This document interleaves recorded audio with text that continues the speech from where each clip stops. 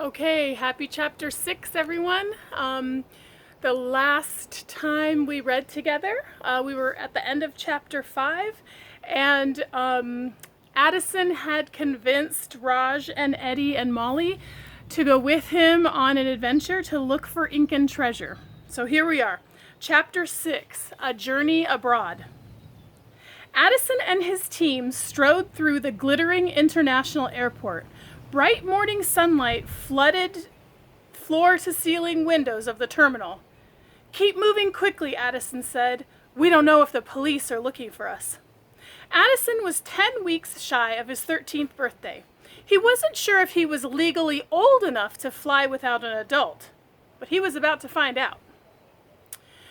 The group kept their heads down as they waved their passports and boarding passes before the guards at the security line. They were almost through the x-ray machines before a security guard called to them, "Hey, aren't you guys a little young to be traveling alone?" "It's okay," said Addison confidently, cocking a thumb at Molly. "She's with us." The guard nodded and ushered them through.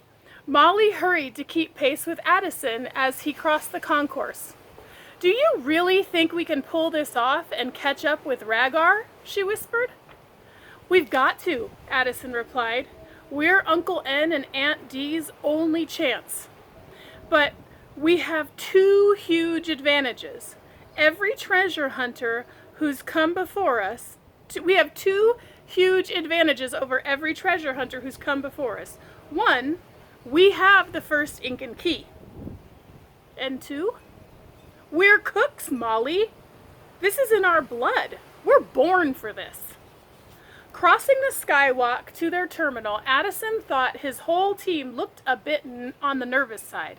He secretly wondered if he was biting off more than he could chew, but he quickly banished such thoughts from his mind. If his friends were going to risk all to help him find his aunt and uncle, the least he could do was to make sure that everyone enjoyed themselves. It just required leadership. Addison read the seat assignments on their plane tickets. "These are seats in coach.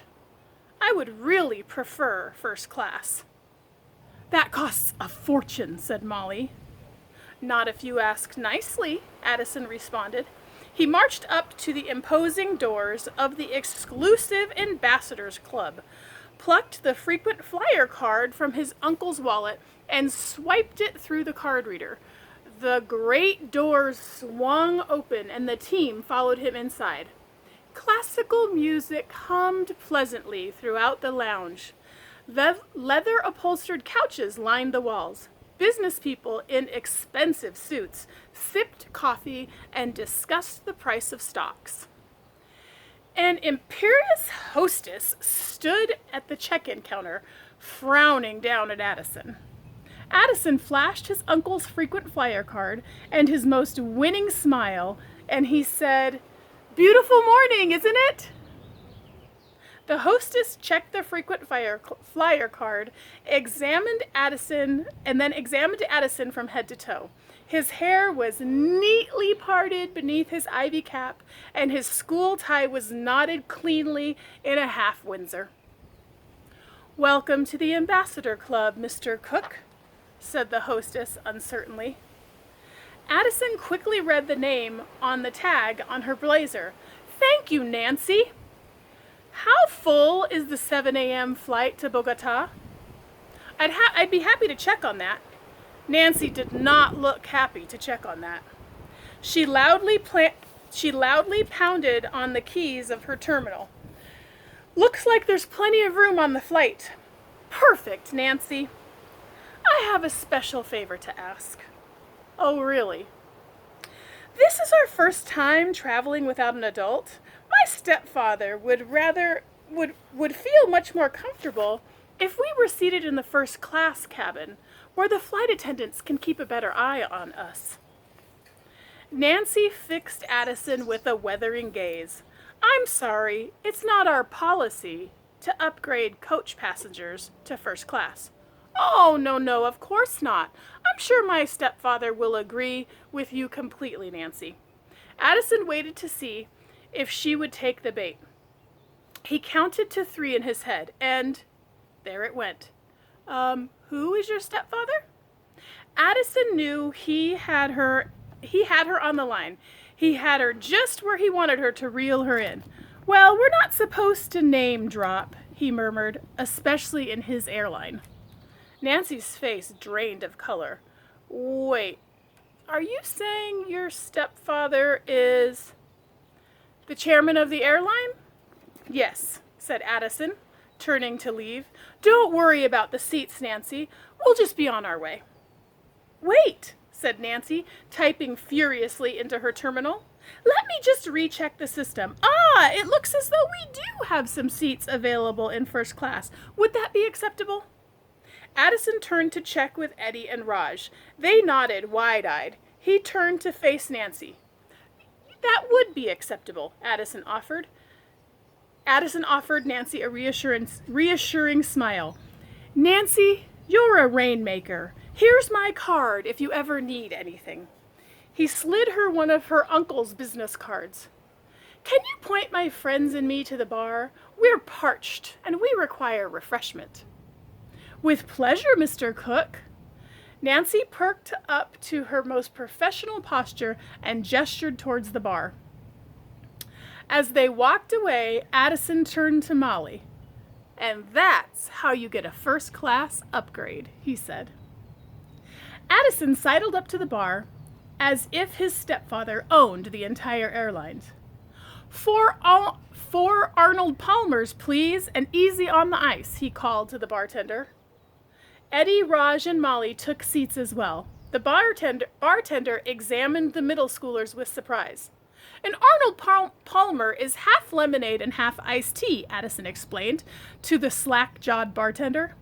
It's the name of a legendary golf pro. Of course, said the bartender, snapping his jaw shut, but how will you be paying for this today? Addison confidently slid his uncle's credit card across the table.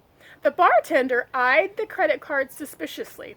All right, Mr. Cook, may I see some ID to verify this card? Addison fumbled through his uncle's wallet and handed over his uncle's New York City Public Library card. The bartender carefully compared the names on the 2 cards and decided they matched up just fine. He shrugged. 4 Arnold Palmers coming right up. Addison smiled and spinned around in his bar stool to admire the view of the runway. A gaggle of jumbo jets lined up to take off.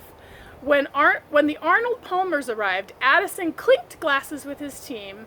He swiveled the ice cubes around in his drink, and he took a sip. It was perfect.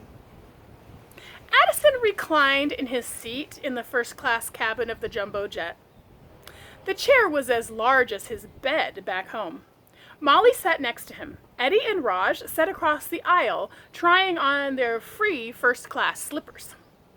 Breakfast is served, announced a flight attendant, setting steaming plates of eggs and bacon down on their tray tables. Free breakfast? Whispered Eddie. And it comes with a miniature salt and pepper shaker? Anything to drink, offered another flight attendant, making her way through the cabin. Addison stayed her with his hand. If you have some orange juice in that trolley, you will win my undying affection. At once, Mr. Cook, crooned the flight attendant. Addison spread orange marmalade on a muffin. Realizing he had completely missed dinner the night before, he was ravenous. He scooped scrambled eggs onto the sliced toast, and as he'd once seen his father do. Mo, why aren't you eating? Breakfast is the most important meal of the day and all that. Molly frowned and held her stomach. I can't eat. I'm worried about Aunt Delia and Uncle Nigel. Addison slowly lowered his fork. He looked down at his eggs, hot and steaming with just the right amount of bacon, but somehow Addison found he wasn't as hungry as he thought. He turned to gaze out the window. New York faded into the distance as the plane soared over the open ocean, carrying him to a new world. And that is the end of chapter 6, and it's also the end of part 1. The next time we read together, we will be starting part 2, The Incan Trail. All right. Thank you so much for tuning in, and I want to do one more shout out to Gunner. Gunner, thank you so much for recommending this book. I really like this book. All right, take care, everyone.